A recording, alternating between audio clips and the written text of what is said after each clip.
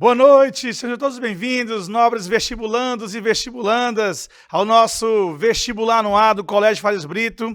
Sejam bem-vindos aí nossos alunos de todas as escolas parceiras do Brasil inteiro, nossos alunos e todos que aqui acompanham mais um dia de resolução de questões, todos nós se preparando para a sua vitória no vestibular da Universidade Estadual do Ceará.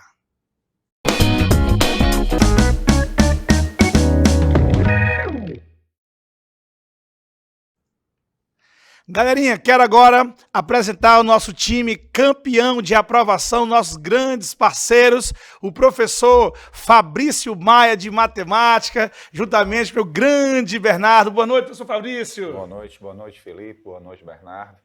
Boa noite à equipe técnica e aos nossos queridos alunos. Estamos aqui para participar, né? É sempre uma honra poder participar deste programa e partilhar conhecimentos relevantes à aprovação de vocês. Vamos tentar juntos aqui construir um momento áureo, né? Um momento de ouro. Show de bola! Grande Bernardo, bem-vindo, meu parceiro. Tudo de bom, meu grande parceirão? Muito obrigado, boa noite a quem está aqui nos assistindo. Mais uma vez, uma honra estar aqui compartilhando isso aqui com vocês. Como o colega Fabrício colocou aqui, a nossa ideia, óbvio, de maneira um pouquinho mais resumida, mas através dessas questões, a gente fechar com chave de ouro essa preparação que nós já vamos trabalhando no nosso dia a dia, tá? Então, conto com a participação de todos e vamos junto aqui nos próximos 60 minutos. Top demais, galerinha. Vamos agora ao nosso vídeo institucional Farias Brito, lições para toda a vida.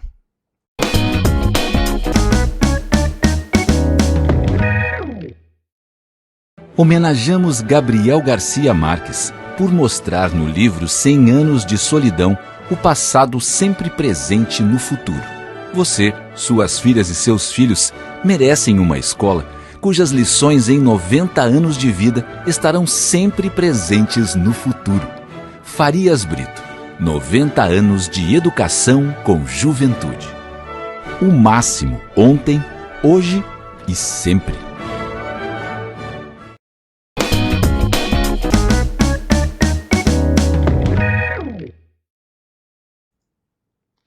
Pessoal, agora, ó, papel, caneta, porque o show de matemática vai começar com o professor Fabrício Maia resolvendo a primeira questão de números complexos e trigonometria. É com você, parceiro. Vamos juntos, pessoal.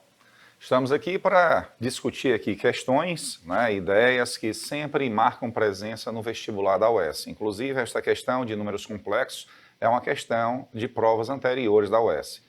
A primeira questão diz assim: se I é um número complexo cujo quadrado é igual a -1 e N é um número natural maior do que 2, então pode-se afirmar corretamente que raiz quadrada de 2 mais raiz quadrada de 2i elevado a N é um número real sempre que. Então queremos que esta potência seja um número real. Então venham cá aqui, me acompanhem no quadro. Você tem isso aqui, ó. Temos que você tem um complexo raiz quadrada de 2 mais i raiz quadrada de 2. Este complexo, quando apresentado assim, nós chamamos de forma algébrica. Aí, pré-requisito, conhecimento prévio, você tem que saber que todo complexo na forma algébrica, ele vai ter uma forma chamada forma trigonométrica. E uma maneira de você transformar isso aqui na forma trigonométrica é você fazer isso, ó. Você pega, multiplica por 2 e divide por 2. Esta maneira aqui é igual a essa, tá? Eu fiz só uma pequena transformação. Veja se é a mesma coisa. 2 vezes raiz de 2 sobre 2, eu cancelo 2 com 2, fica raiz de 2. 2 vezes raiz de 2 sobre 2, cancelo 2 com 2 e voltou o que era antes. Qual é a vantagem de trabalhar com esta forma? Porque esta forma aqui, facilmente eu posso converter na forma trigonométrica. Olha só o que é que acontece. Eu tenho raiz de 2 mais i raiz de 2 igual a 2 vezes. Quem é raiz de 2 sobre 2? Cosseno de 45 graus. Quem é raiz de 2 sobre 2? Seno de 45 graus. Esta forma aqui é o que a gente chama de forma trigonométrica ou forma polar. Qual é a vantagem de trabalhar com a forma trigonométrica ou polar? É muito vantajoso você trabalhar com forma trigonométrica quando você está trabalhando com potenciação.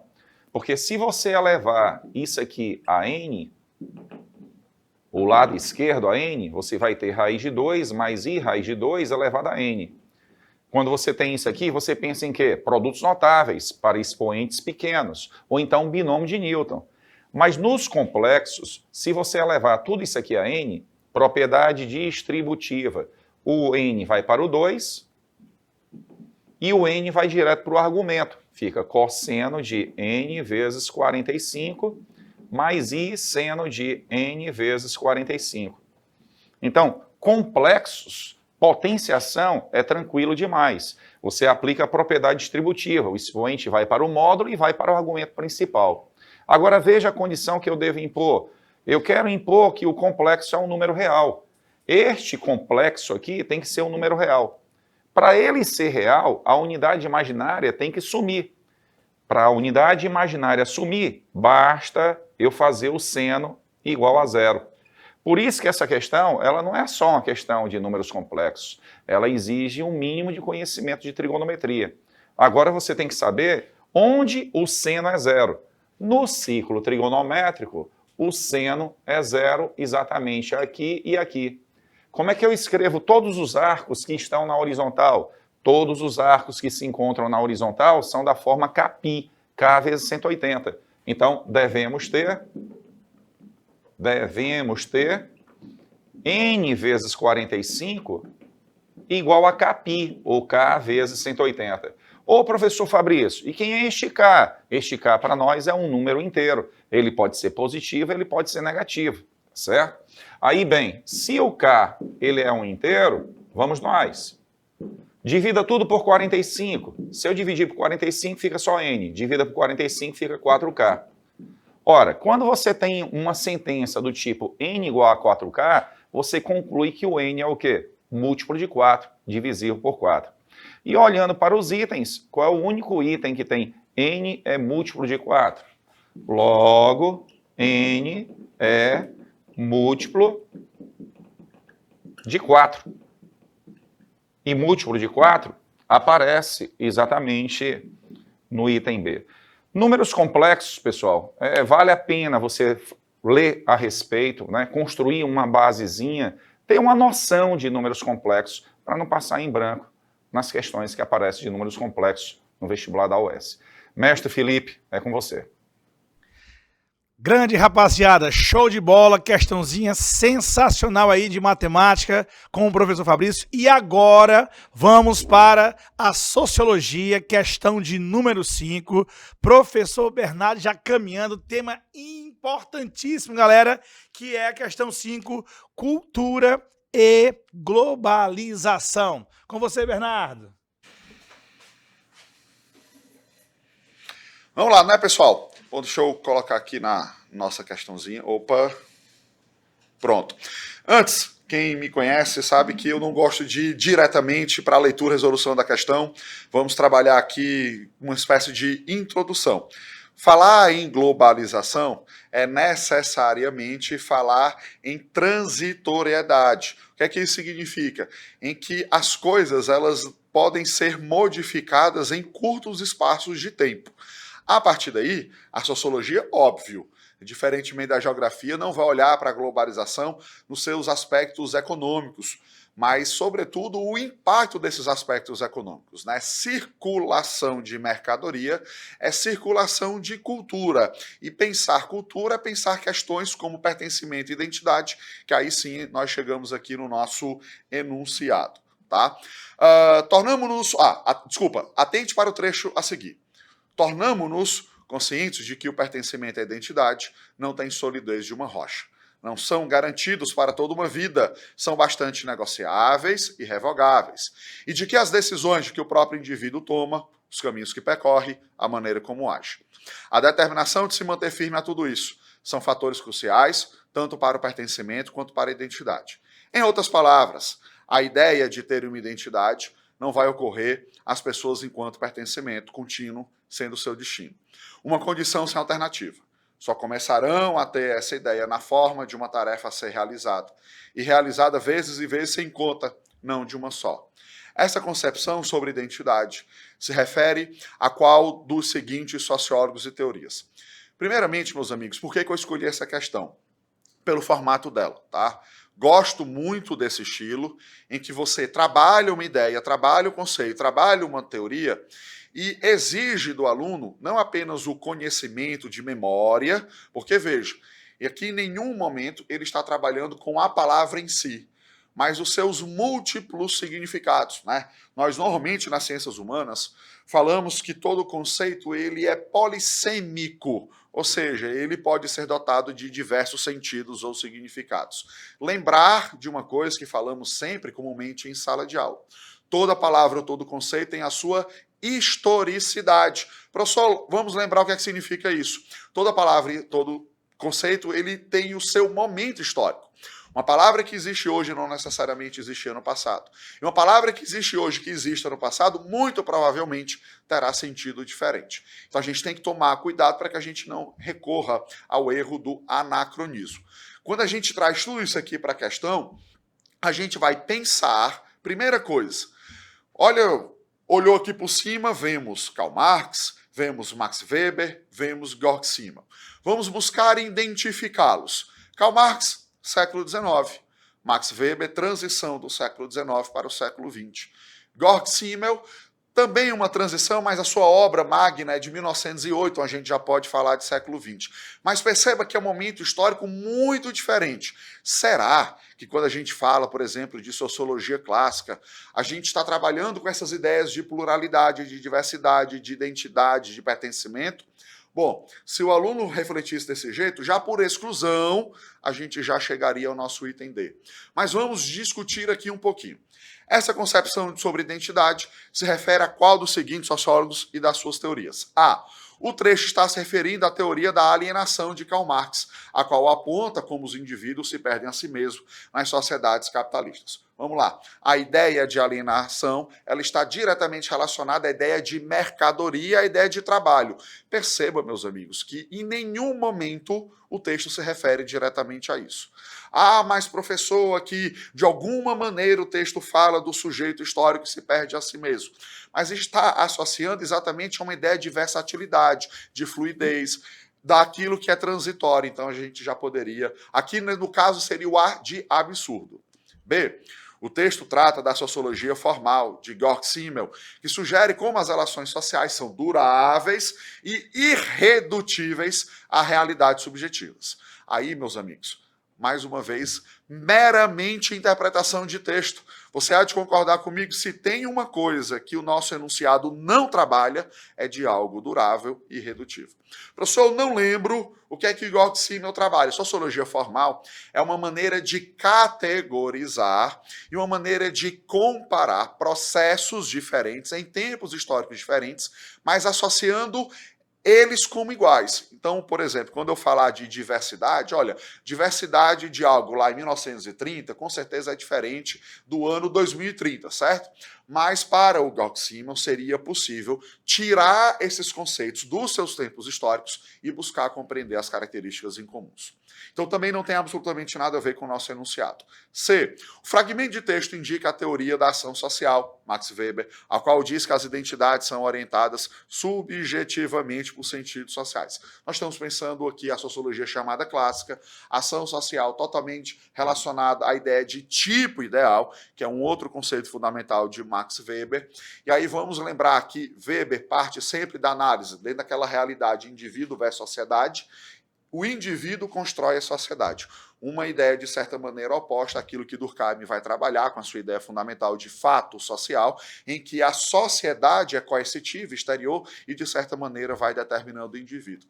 Então, o aluno que conhece bem a teoria clássica da sociologia olharia para essa questão sem maiores dificuldades. Item D, o enunciado se refere à teoria da modernidade líquida de Zygmunt Bauman, que faz com que tudo, inclusive as identidades, se reconstituam continuamente. Aí eu até brinco em sala de aula, né? Porque eu escuto tantos vocês dizendo que citam Bauman, grande pensador polonês em redação, que eu já começo a me incomodar. Disse, pessoal, vamos começar a variar, né? O nosso repertório. Então, eu tenho certeza que você, quando olhou o nome Zygmunt Bauman, já acendeu uma luzinha. Vamos lá, ideia de modernidade líquida, ideia de fluidez, a ideia de que nada para-se no tempo e que mais ainda, tá? A globalização ela é diretamente responsável por isso. E mais ainda, pensar principalmente a partir de 1970, ou seja, do século passado, segunda metade do século passado, a ideia de pós-modernidade, ou seja, a fragmentação do indivíduo. Professor, rapidamente, revisa aí pra gente. Segunda evolução industrial, a consolidação da ideia do indivíduo, a ideia de propriedade privada, a ideia da esfera privada versus a esfera pública. Então, esse sujeito é entendido inteiro. As próprias ciências sociais, a história vai ter isso, a geografia vai ter isso, a sociologia vai ter isso, a própria filosofia vai buscar isso. A ideia de totalidade, procurar entender o todo. Isso deu um problema político muito sério, porque naturalmente gerou resultados de etnocentrismo, gerou resultado literalmente de uma espécie de hierarquização da história e das sociedades, tendo sempre a Europa como centro de todas as questões. A partir do século XX, a gente vai buscar outras abordagens, mas, sobretudo, a transição da terceira revolução industrial, o impacto da tecnologia na vida humana, trouxe essa ideia de fragmentação do sujeito. A ideia de que a gente não sabe mais para onde vai, a gente não sabe sequer quem nós somos. Então, nós precisamos compreender a realidade social do micro, não mais a partir do macro. Então, o Zygmunt Bauman vai olhar isso, vai pensar uma espécie de solução, né? Vai pensar uma forma de se contrapor a essa avalanche do transitório com o desenvolvimento da chamada vida pública, a esfera pública, o debate público, para o compartilhamento de sentidos. Vamos lembrar que sociedade como objeto da sociologia é isso. É um conjunto humano, é um grupo social que vai compartilhar valores, que vai compartilhar crenças, que vai compartilhar dogmas, para dar sentido às identidades do sujeito. Mas quando eu falo em pós-modernidade, a fragmentação é exatamente essa ideia de que as identidades elas são voláteis, porque esses pertencimentos vão literalmente mudando de lugar, inclusive geográfico, tá bom? Então, meus amigos, uma questãozinha muito boa que nos ajuda a revisar diversos pontos. Passando adiante aqui agora, o nosso, para quem está aqui nos acompanhando, diz assim, como assim o vestibular no ar serão 3 matérias hoje? Porque Rafael aqui, nosso mestre de geografia, eu sempre fico constrangido, porque eu tenho que acabar de alguma maneira invadindo aqui o espaço do meu colega. O Rafael está aqui como apresentador, mas eu quero deixar aqui bem claro para todo mundo, ter um testemunho, que se eu falar uma besteira, que ele ligue o microfone para poder me corrigir, tá bom? Então, vamos seguindo adiante. Rapaz, que é isso? Que eu tô aqui só aprendendo aqui, bebendo aqui da sociologia, para a gente acrescentar um pouco mais nossas aulas, Bernardo. Sensacional aí, seus temas, trabalhando cultura e globalização. Pessoal, agora vamos para o nosso vídeo institucional. Farias Brito, a maior aprovação em medicina nas federais.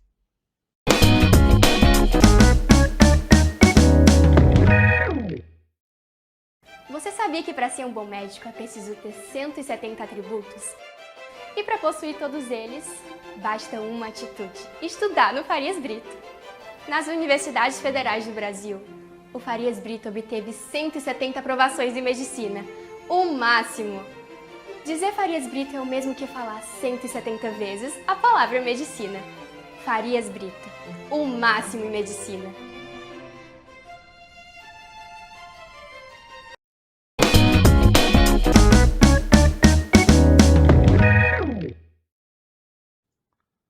Pessoal, agora vamos para a questão de número 2 de matemática com geometria analítica. Professor Fabrício Maia na tela.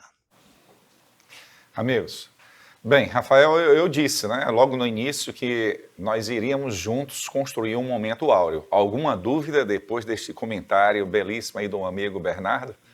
Né? Isso é um momento único, né? E fico muito feliz por muitos terem acesso a comentários assim, a construções assim. E eu vou me esforçar aqui na matemática, é uma outra linguagem, é um outro pensamento, outra direção, mas as coisas se somam, né, para podermos realizar aí o sonho de vocês, né, o projeto de vocês. Pessoal, a nossa segunda questão é uma questão de geometria analítica, né, que é a geometria algebrizada.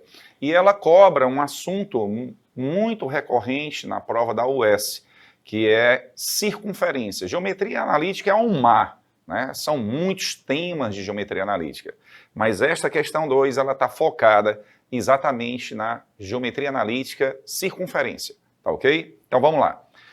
A nossa questão diz assim, dada a equação, uma equação do segundo grau, Se P é o maior valor possível de x e Q é o maior valor possível de y, então 3P mais 4Q é igual a... Entenda que este x e este y que o enunciado se refere é o x e o y, é um ponto da nossa circunferência. Agora, eu preciso enxergar esta equação do jeito, né, que a gente possa, de um jeito que a gente possa identificar quais são as coordenadas do centro e o raio da circunferência, porque eu só posso dizer que conheço uma circunferência em analítica quando eu tenho as coordenadas do centro e o raio da circunferência. Então, só um breve comentário para a gente entender aí a resolução. Quando se tem uma circunferência, você tem aqui um ponto fixo, chamado centro, e você tem uma distância constante, que a gente chama de raio, né? A circunferência, para nós, é um lugar geométrico. Professor, mas o que é um lugar geométrico? É uma figura vinculada a uma propriedade.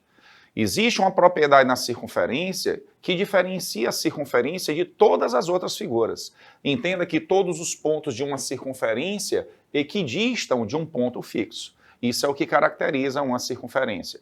Quando eu quero me referir a um ponto qualquer, um ponto genérico, eu chamo de x, y. Este ponto aqui não é um ponto qualquer, é um ponto fixo chamado centro. Então aqui eu tenho uma circunferência de centro AB. Agora, esta distância constante a gente chama de raio. Como é que se calcula a distância entre dois pontos? Teorema de Pitágoras. Tenta enxergar aqui um teorema de Pitágoras. Ó, quando a gente fala teorema de Pitágoras, a gente foca logo no quê? Num triângulo retângulo. E o que é que o teorema de Pitágoras garante? Garante que a soma dos quadrados dos catetos é o quadrado da hipotenusa. O quadrado da hipotenusa é a soma dos quadrados dos catetos. Este cateto não é horizontal? Δx. Este cateto aqui não é vertical? Δy. E a nossa hipotenusa? A nossa hipotenusa é R. R ao quadrado. Esta representação aqui é a representação algébrica de uma circunferência. Tem nome. Nós chamamos de equação reduzida da circunferência. Então, este modelo é o modelo reduzido. Agora, nos livros de geometria analítica, se apresenta também a forma geral. O que é a forma geral da circunferência? É quando você se atreve a desenvolver isso aqui. Se você desenvolver esses produtos notáveis, vai ficar algo mais ou menos assim, ó. X ao quadrado mais y ao quadrado, menos 2ax, menos 2by, mais a ao quadrado, mais b ao quadrado, menos r ao quadrado. Professor, o que foi que o senhor fez? Eu desenvolvi os produtos notáveis. Desenvolvi isso e passei o r ao quadrado para lá. Esta forma que você está vendo aqui recebe um nome. Nós chamamos de forma geral. Tem colegas que chamam de forma normal e tem outros que chamam de forma desenvolvida. É bem sugestivo, né? Eu realmente desenvolvi produtos notáveis. Então, é importante você olhar para uma equação e reconhecer a equação da circunferência para você obter as coordenadas do centro e o raio. Esta questão aí depende muito disso. Eu só posso achar o valor de P e o valor de Q se eu olhar para esta equação e capturar o centro e o raio. Então, resolvendo, aplicando agora este blá, blá, blá, né, teórico na resolução da questão. Olha só para a equação. Você tem x ao quadrado, passa este 14x para o primeiro membro, menos 14x, mais y ao quadrado, passa o nosso amigo 6y para o primeiro membro, menos 6y, e o que é que fica no segundo membro? O 6. Agora, olha para isso aqui, lembra de produtos notáveis? Completar quadrados? Eu vou somar aqui ao primeiro membro 49. E aqui, ó, eu vou somar 9. Mas numa igualdade, quando você adiciona algo ao primeiro membro, para compensar, afinal é uma igualdade. O que você faz com um tem que fazer com todos, senão não é igualdade. Então você acrescenta 49 no segundo membro e acrescenta 9, para não alterar. Agora, professor, por que o senhor fez isso? Porque isso aqui é um produto notável. É exatamente o x menos 7 ao quadrado. Quadrado do primeiro, menos 2 vezes o primeiro pelo segundo, mais o quadrado do segundo. E aqui, ó, você tem um trinômio quadrado perfeito, produto notável. é exatamente y menos 3 ao quadrado. Confira, quadrado do primeiro menos 2 vezes o primeiro pelo segundo, mais o quadrado do segundo.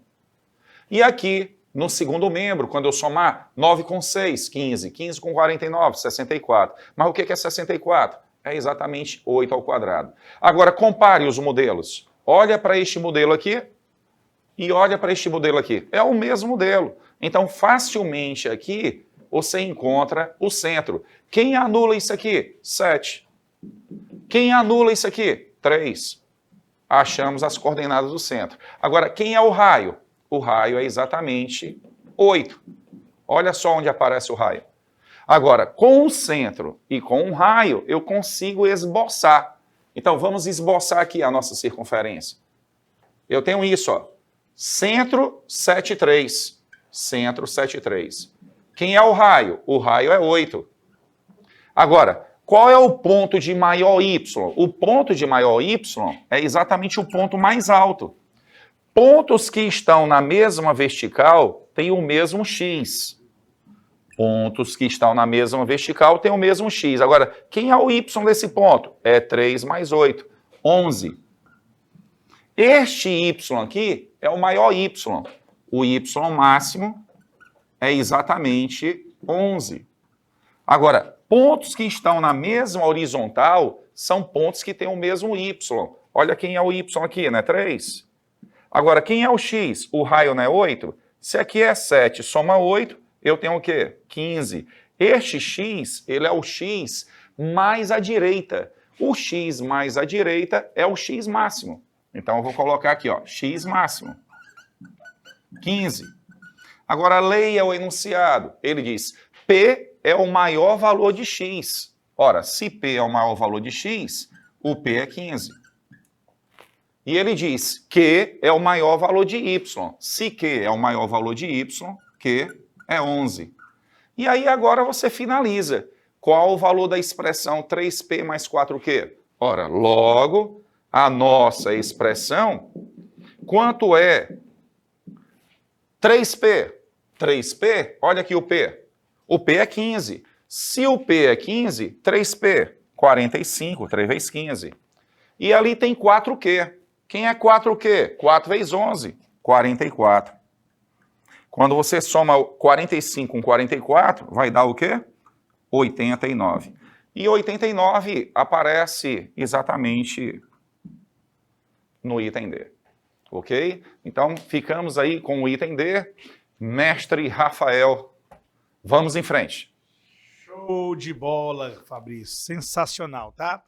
Galerinha, agora vamos para a questão de número 6, questãozinha de sociologia com o professor Bernardo. Tema importante, hein, Bernardo? Religiosidade brasileira, discussão muito importante aqui no Brasil, na América Latina e no mundo. Beleza? Com vocês, questão 6, sociologia, Bernardo. Vamos lá, mais uma questão que é bem a cara, não apenas só da UES, tá? Assim, hoje, meus amigos, nos vestibulares de maneira geral, a gente tem visto que é muito comum buscar a habilidade da leitura, interpretação de texto. Então vamos aqui, ó. A escravidão das populações indígenas e negras no Brasil produziu a desintegração dos seus diversos religiosos de origem. E ao longo do processo de formação social brasileiro, ocorreu a assimilação de elementos fraturados das crenças ameríndias e africanas pelas tradições cristã e católica. Aqui uma breve pausa para um breve comentário. Lembrar, pessoal, que hoje a historiografia não trabalha mais quando a gente fala sobre violência da escravidão como a violência apenas física, a violência da morte. É óbvio que, provavelmente, a gente pode afirmar que a maior violência é escravizar um sujeito que nasce livre, óbvio. A gente tem o transporte, ao longo de 3 séculos, de aproximadamente 11 milhões de seres humanos escravizados, dos quais aproximadamente metade desse número, ou seja, para a gente pode arredondar aí 5 milhões e meio, são desembarcados nos portos brasileiros, sobretudo os portos de São Sebastião do Rio de Janeiro, Recife, Salvador, Belém do Grão-Pará e São Luís, então capital do Maranhão. Quando a gente falar em violência, são as formas de dominação material e simbólica. tão violento quanto a questão física é a negação do próprio nome, a negação da identidade e a negação da ancestralidade.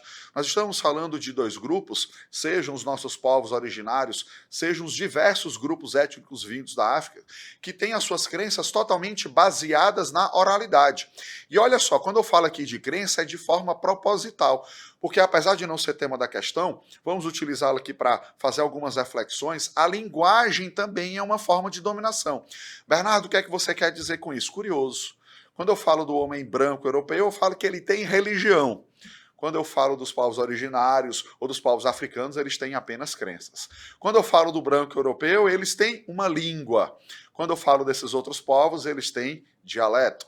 Quando eu falo do branco europeu, eles têm ou produzem arte. Quando eu falo desses grupos, eles produzem artesanato. Perceba que, de maneira muito sutil, a linguagem também vai buscar hierarquizar, vai buscar inferiorizar, vai buscar subalternizar. E é claro, eu estou num momento histórico, séculos 17, 18 e 19, onde a religião, do ponto de vista cultural, ela é, de certa maneira, hegemônica. Daí a importância de compreender esse processo de dominação via religiosa também. Continuando aqui no texto.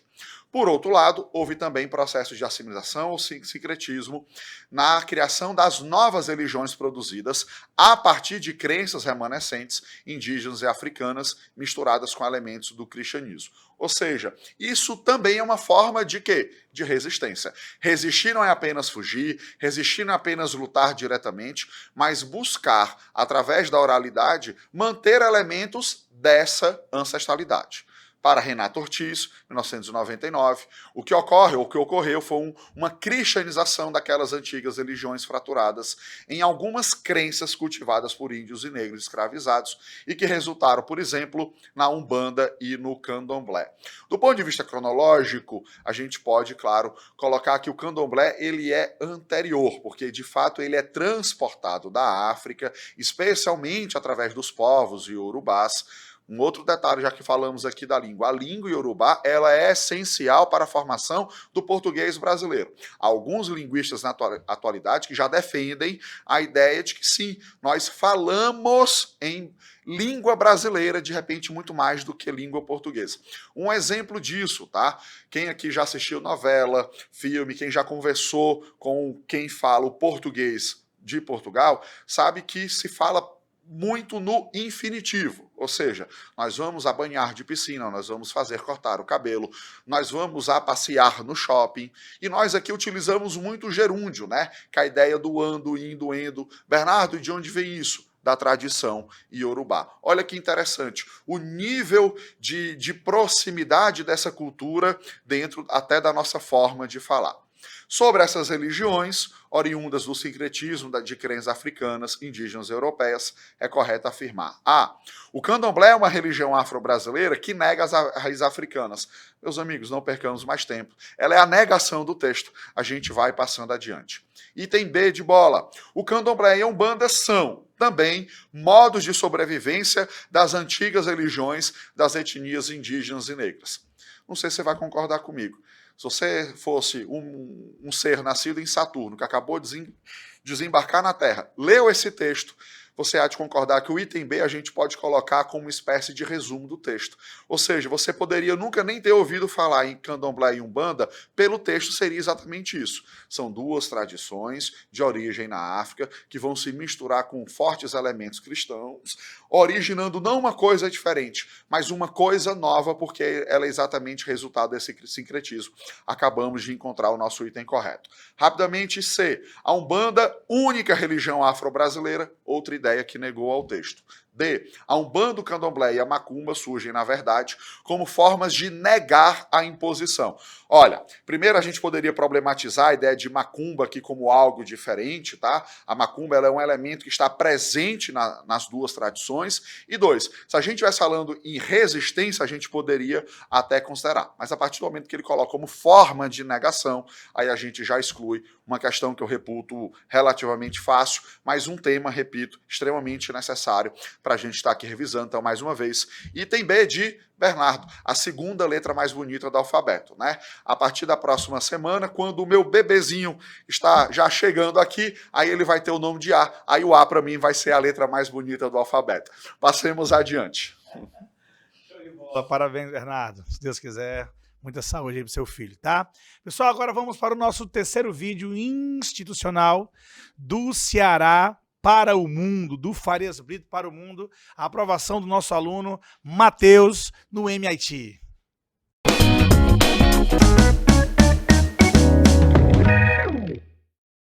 Hello, my name is Matheus and I'm a student at Farias Brito since preschool 4. Here, I learned to read, write, and speak through the bilingual education program in the school. And I learned so much more as well. Thanks to everything I learned, I was accepted to study at a prestigious American university, where English is the primary spoken language. This university is often called the ITA from the United States. It is known as the MIT. Farias Brito, from Ceará to the world.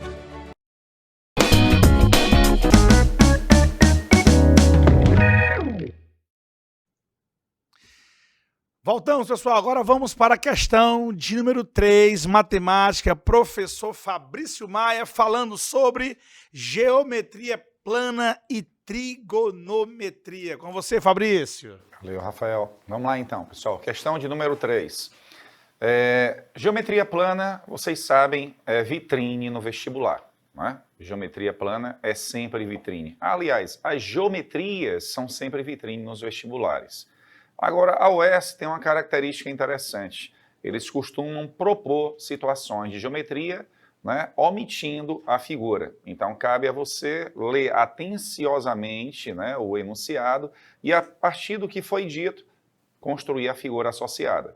Então, esta questão é uma questão aí da UES que retrata exatamente isso. Seja YOZ um triângulo cuja medida da altura OH relativa ao lado YZ é igual a 6 metros. Se as medidas dos segmentos YH e YZ determinados por H do lado YZ são respectivamente 2 metros e 3 metros, então a medida do ângulo YOZ é igual a. Então teremos que materializar o que foi dito. Então venham ao quadro. Olha só. Você tem esta situação, um triângulo que ele batizou de YOZ, onde você vai ter que construir uma altura OH. Então, eu vou chamar isso aqui de O, isso aqui de Y, isso aqui de Z. YOZ é o nosso triângulo. OH é a altura relativa ao lado YZ. Está aqui o lado YZ, eu vou construir uma altura, uma perpendicular, OH. Ok? Aí ele diz, esta altura vale exatamente 6. OH é 6. Continua. Se as medidas dos segmentos YH e YZ determinados por H no lado YZ são respectivamente 2 e 3, respectivamente, impõe ordem.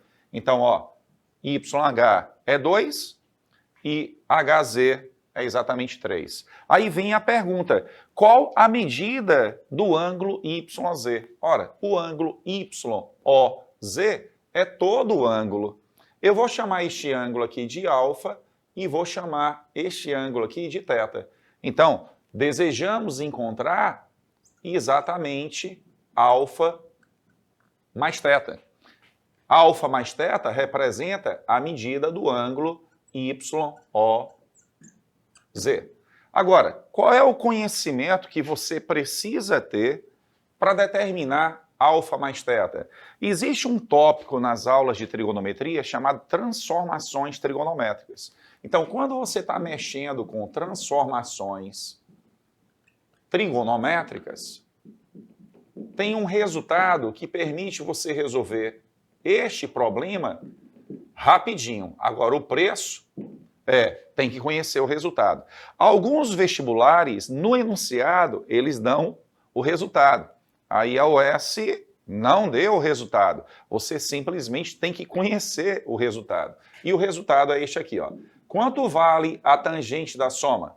A tangente da soma é dada por soma de tangentes mais sobre, 1 menos o produto das tangentes. Se você tem a tangente da soma, você tem uma soma das tangentes. E embaixo você tem 1 menos o produto delas. Professor, e se fosse a tangente da diferença? Aí você teria uma diferença de tangentes e embaixo 1 mais o produto.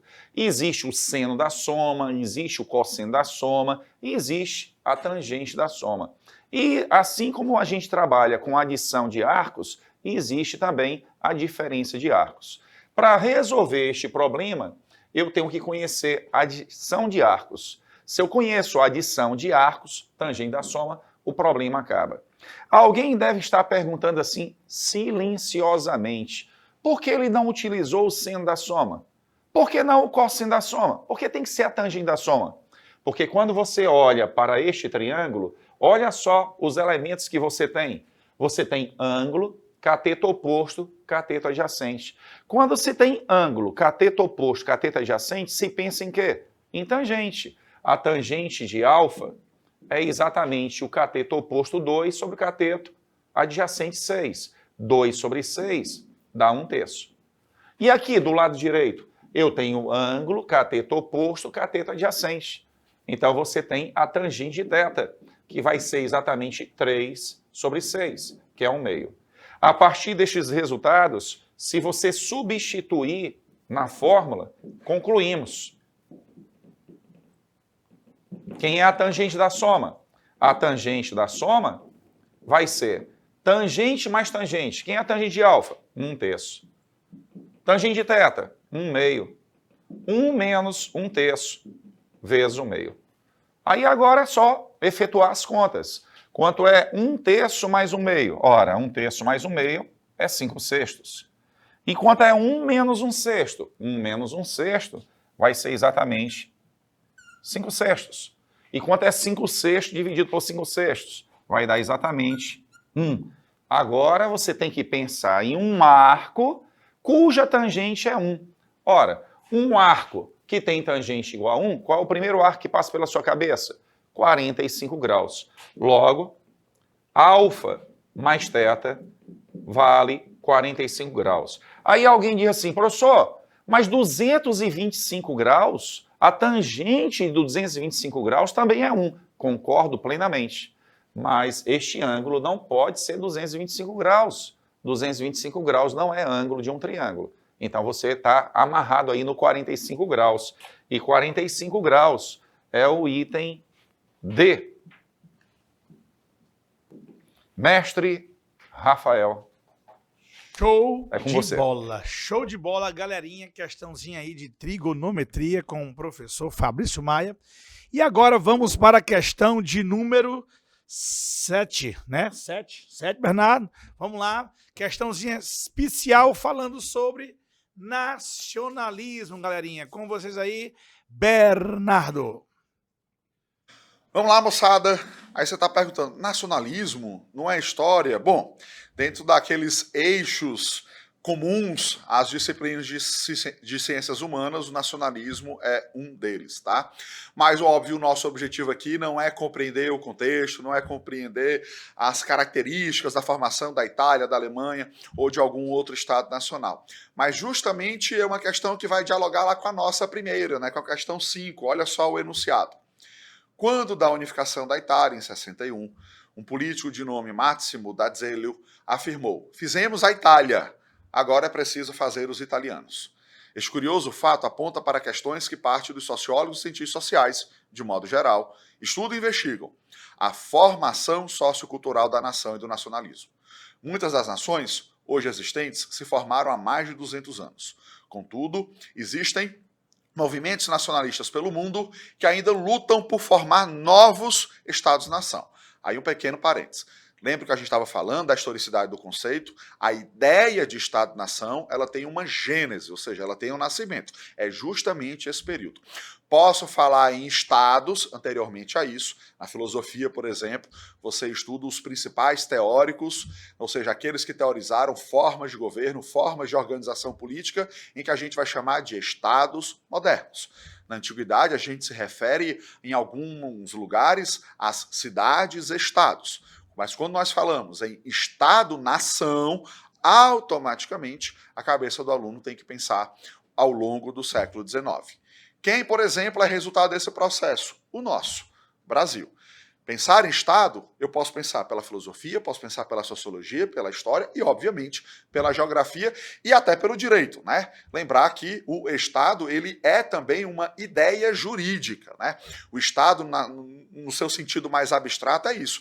É um conjunto de leis dentro de um território geográfico, com limites e fronteiras, e que precisa exatamente ter povo, etnia ou nação, que é justamente no caso da questão como ele vai pensar. O cientista social tem que refletir sobre a questão dos grupos nacionais. Aí ele vai continuar.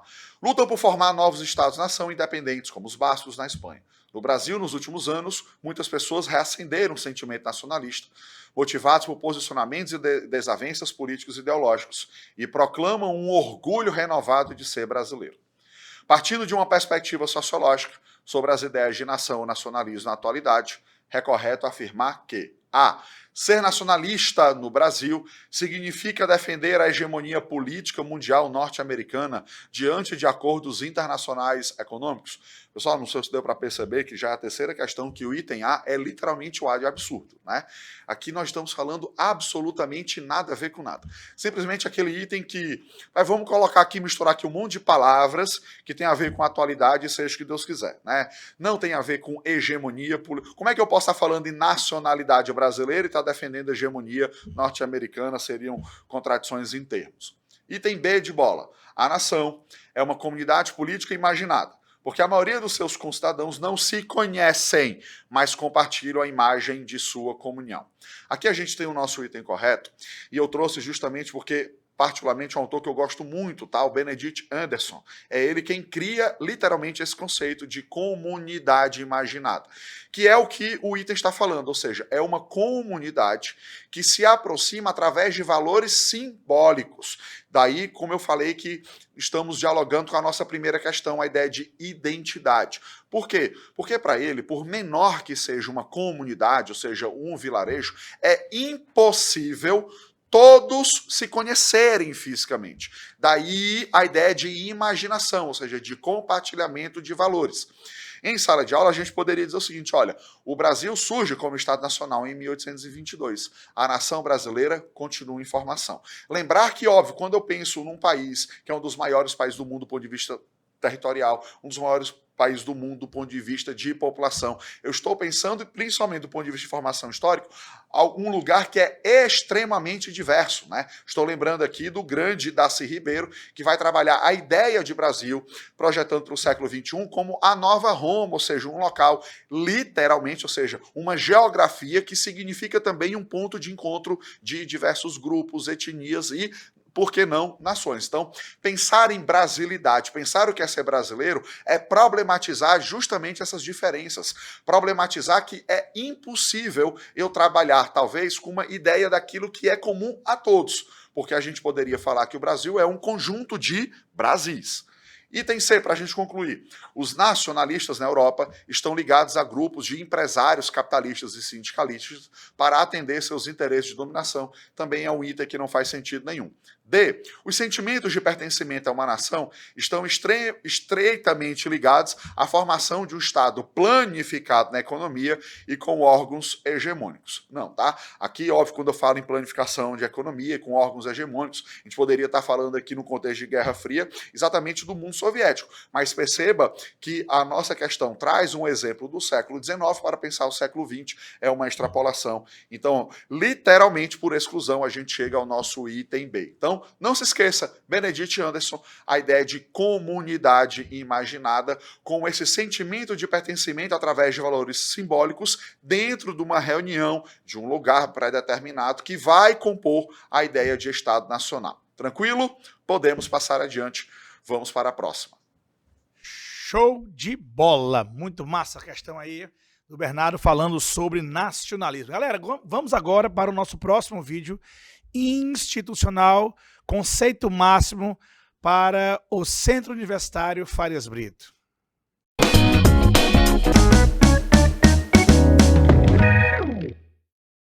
Conceito máximo. Em todos os 47 indicadores avaliados, o FB-Uni recebeu o conceito máximo do MEC. FB-Uni, conceito institucional máximo em 100% dos indicadores do MEC. O FBUNI é o máximo em tudo para quem quer ser o máximo. Centro Universitário Farias Brito, o máximo.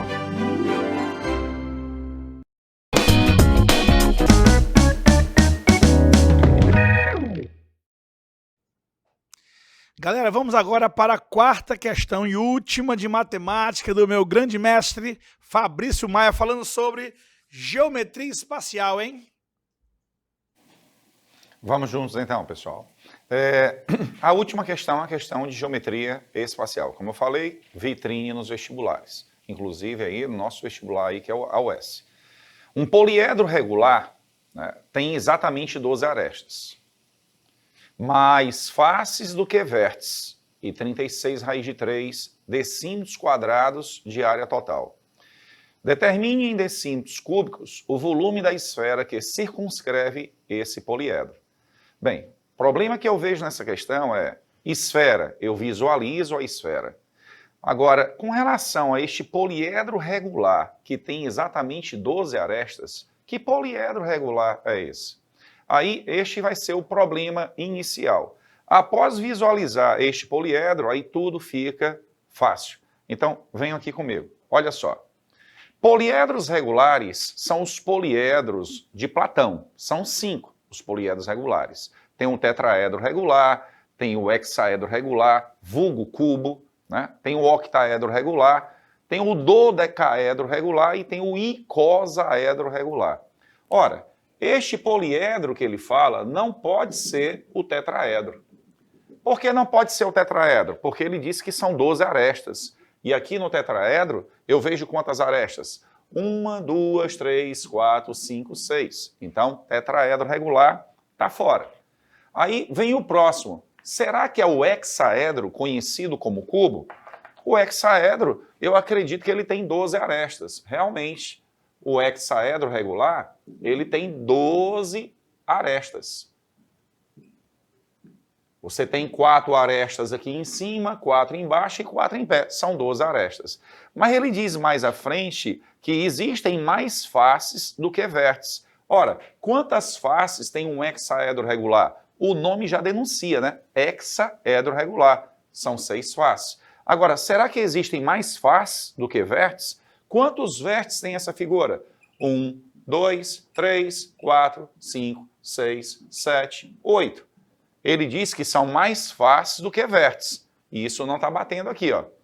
Então não satisfaz. Não é o cubo. Eu disse no início, a demora é que poliedro regular é esse que tem 12 arestas, né? E tem mais faces do que vértices.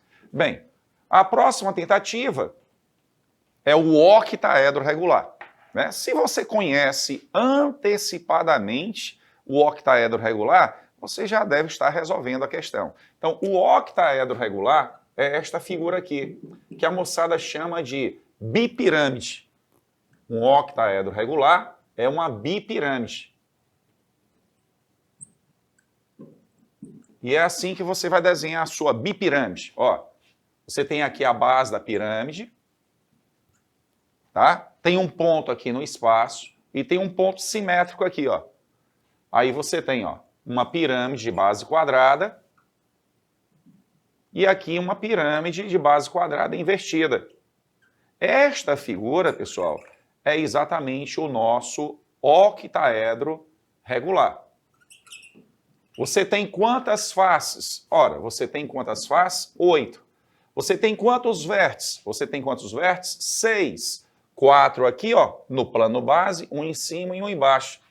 Existem mais faces do que vértices. É o que ele diz no enunciado. Ok. Faces maior do que vértices. Ok.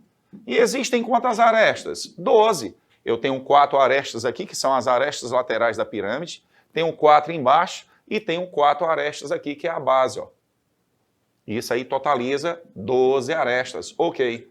Então você acaba de descobrir que poliedro enigmático é este do enunciado. Bem, feito isso, o que é que ele diz? Ele diz que a área total deste poliedro é 36 raiz de 3. Pessoal, o octaedro regular, ele é formado por 8 faces regulares. São triângulos regulares, são triângulos equiláteros. Então, todas essas arestas são iguais. Como é que se calcula a área de um triângulo equilátero? Eu vou ter que admitir que todos sabem calcular a área de um triângulo equilátero. Então, primeiro momento, área de um triângulo equilátero, lado ao quadrado, raiz de 3 sobre 4. Mas são quantos triângulos equiláteros? São 8. Eu multiplico por 8. Aí ele diz que a área total é 36 raiz de 3. Ora, dê um tchau para o raiz de 3. Tchau, raiz de 3. 8 por 4 dá 2. Quando o 2 passa dividindo, nos dá a ao quadrado igual a 18. Mas o que é 18? 18 é exatamente 9 vezes 2. Então, a raiz quadrada aqui, ó, qual é a operação inversa da potenciação? Radiciação. Raiz quadrada de 9 é 3. Então, fica 3 raiz de 2. Agora, temos um problema. Ele está pedindo para você calcular o volume da esfera que o circunscreve. Ora, existe uma esfera que circunscreve esta bipirâmide, o octaedro. A esfera é algo mais ou menos assim, ó. Imagine aqui uma esfera por fora, onde os vértices do octaedro estão na superfície esférica. Então, digamos, aqui é a nossa esfera. Como é que eu vou achar o raio dessa esfera? Ora, o raio dessa esfera você acha facilmente aqui, ó. A distância entre dois pontos diametralmente opostos. Isso aqui é raio, isso aqui é raio. Mas, professor, eu posso ver assim? Também pode. Isso aqui é raio, isso aqui é raio. Só que se você olhar para cá, ó, a base da nossa pirâmide é um quadrado. Quanto vale a diagonal de um quadrado de lado A? Diagonal de um quadrado de lado A é A raiz de 2. Só que a diagonal é exatamente o diâmetro, 2R. Mas quem é o A? O A é 3 raiz de 2. Se eu colocar aqui 3 raiz de 2, quanto é 3 raiz de 2 vezes raiz de 2? 3 raiz de 2 vezes raiz de 2, eu posso, raiz de 2 vezes raiz de 2, cancelar com 2. Aí eu encontro o R igual a 3. E por fim, é o volume. Como é que eu calculo o volume da nossa esfera? Aí você tem que conhecer o resultado. O volume de uma esfera é 4/3 de π raio ao cubo. Mas o raio não é 3. Então fica 4/3 de π 3 ao cubo. Mas quanto é 3 ao cubo? 27. Quanto é 27 por 3? 9. Quanto é 9 vezes 4? 36. 36 π. Qual é a unidade? A unidade é decímetros cúbicos. Então a nossa resposta vai ser o item C. Mestre Rafael, item C de construção. Estamos aqui sempre construindo, né, meu amigo? Massa, Bernardo, é com você. Com certeza, Fabrício. Construção de um grande conhecimento e aprovação para o seu vestibular, hein? Galerinha, agora vamos para a última questão de sociologia com o grande Bernardo, falando sobre etnocentrismo. Bernardo, a rocha.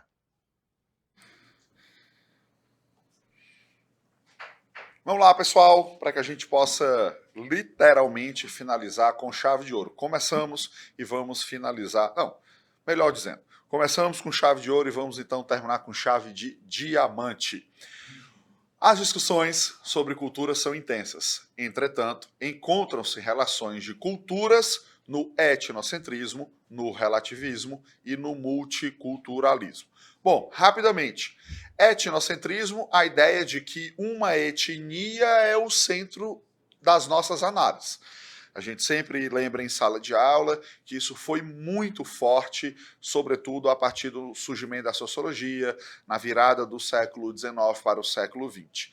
A partir disso, então já nos anos 10, 20, 30, surgem ideias para dizer, olha, esse ponto de partida ele é problemático, porque já é problemático eu ter um ponto de partida específico. A gente precisa compreender que povos diferentes têm histórias diferentes, culturas diferentes, têm características diferentes. E colocá-las como uma única coisa, numa mesma régua, para dizer quem é melhor, pior, superior ou inferior, é extremamente problemático. Daí a ideia de relativismo. Relativização cultural não é trabalhar com as coisas de maneira aleatória, mas procurar compreender as diferenças, lembrando exatamente que culturas podem ter pontos de partida distintos e podem estar associados a epistemologias, ou seja, a formas de conhecimento, a saberes diferentes. E o multiculturalismo, aí já é uma ideia que talvez dialogue muito com o nosso momento atual, lembrando que a gente falou lá no início do nosso encontro aqui, a ideia de globalização, a ideia de encontro, a ideia de diversidade, tá? Eu vou fazer um pouquinho diferente, eu vou ler agora de baixo para cima. Item D, multiculturalismo postura-se como um entendimento social comum, entretanto, busca valorizar as culturas minoritárias como forma de interligar os pensamentos e ações. Cuidado! Cuidado, que aqui nós temos uma casquinha de banana, que se sim, a partir do momento que eu dou espaços a outras epistemologias, a outros saberes, a outros pontos de partida, há uma valorização do diferente. Mas quando ele coloca que a gente vai buscar valorizar as culturas minoritárias como a forma de interligar pensamentos, ele está restringindo a questão. Não é exatamente isso. C. Um pensamento único de sentido social. Veja, vários, aí eu já tenho uma negação. É como eu sempre digo em sala de aula, você leu esse tipo de item, você nem perde seu tempo e vai logo para o próximo, porque ele já começou totalmente errado. B.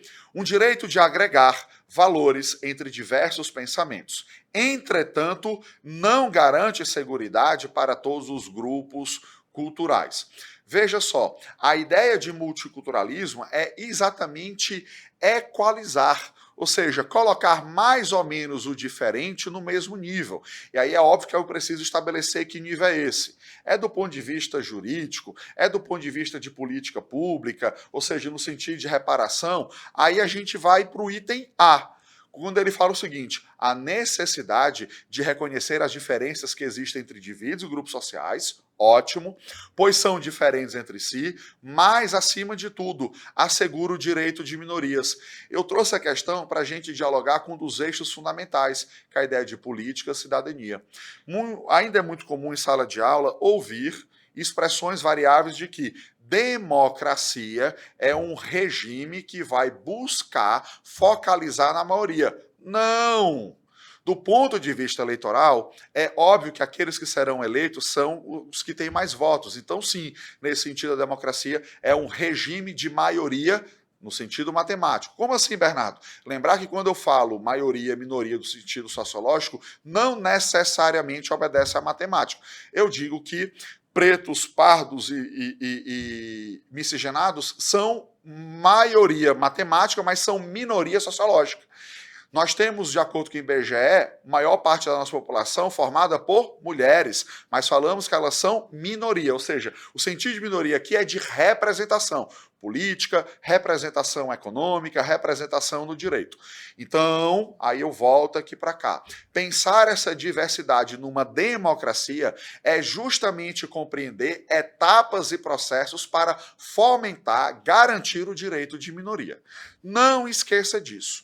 Democracia do ponto de vista eleitoral, maioria. Mas democracia do ponto de vista social, garantir os direitos de minoria. Então, nesse sentido, equalizar, ou seja, igualar do ponto de vista do direito. Então, nós temos como nosso item correto o item A, a necessidade de reconhecer as diferenças, porque os diferentes são diferentes entre si, porém, assegurando os direitos de minorias.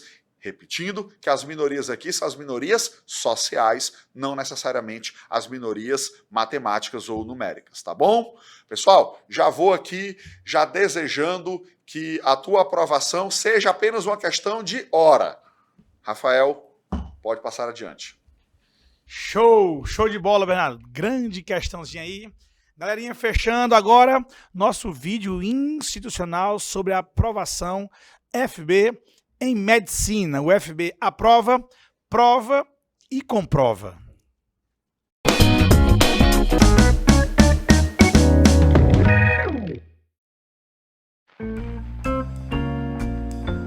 Tem escola que diz ter a maior aprovação, mas mas não mostra os números. E tem escola que diz aprovar mais em medicina e mostra os números. Farias Brito, 170 aprovações em medicina nas federais. Confira no site as fotos e os nomes dos alunos aprovados. Farias Brito, o máximo em medicina. Acabou! Posso descer, cara? Acabou de descer, viu?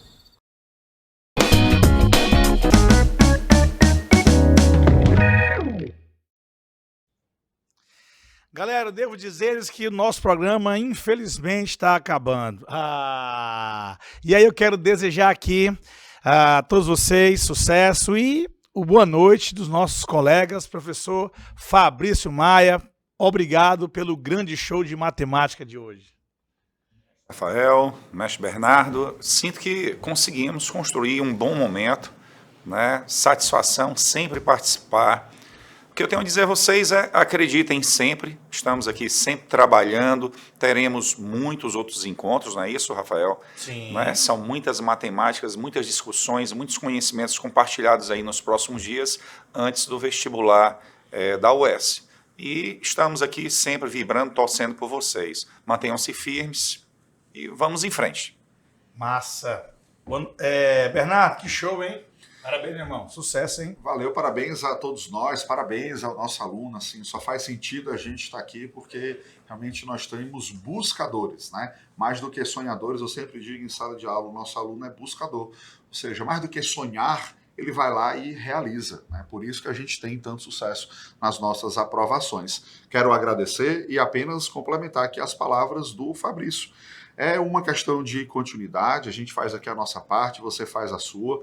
Não esquecendo que no dia de hoje e no dia de amanhã e nos próximos dias, nesse feriadão, saiba descansar também, estude, se organize, mas o bom descanso da mente, o bom descanso do sentimento, muitas vezes abre novas portas para uma boa revisão, para novos aprendizados, tá certo? E é como eu falei anteriormente, eu tenho certeza que a aprovação de vocês é só uma questão agora, literalmente, de horas, tá? No dia 27, vocês finalmente encontrarão aquilo que já lhes pertence. Então, menos do que desejar boa sorte, é que você vá ao encontro daquilo que é seu. Muito obrigado a todos. Show de bola. Pessoal, gabarito da noite, vamos lá. Matemática com o professor Fabrício. Primeira questão, item B, de bola. Segunda, dado. Terceira, dado. E quarta questão, item C, de correto. E sociologia, quinta questão, D de dado. Sexta, B de bola. Sétima, também B de bola. E oitava questão, a de aprovação no vestibular da UES. Só lembrando, né, galerinha, que amanhã eu vou estar aqui novamente na condição de professor, juntamente com o meu grande parceiro de física, o professor Matheus Pinheiro. Aí, Matheus Pinheiro, Rafael Moreira, de Geografia e Física, amanhã. E o retorno do nosso grande apresentador, Tadeu Castelo Branco, tá? Então, muito obrigado, pessoal. Bom descanso e até a próxima. Tchau, tchau.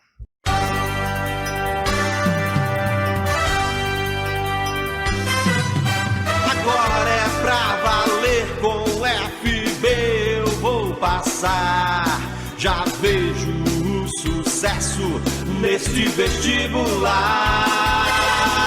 Vencer, passar, são verbos que eu sei conjugar. Com o Farias Brito eu chego lá. Agora sei que sou nota 10, na concorrência vou dar de 100. Com o Farias Brito eu vou passar bem. Agora sei que sou nota 10, na concorrência vou dar de 100. Com o Farias Brito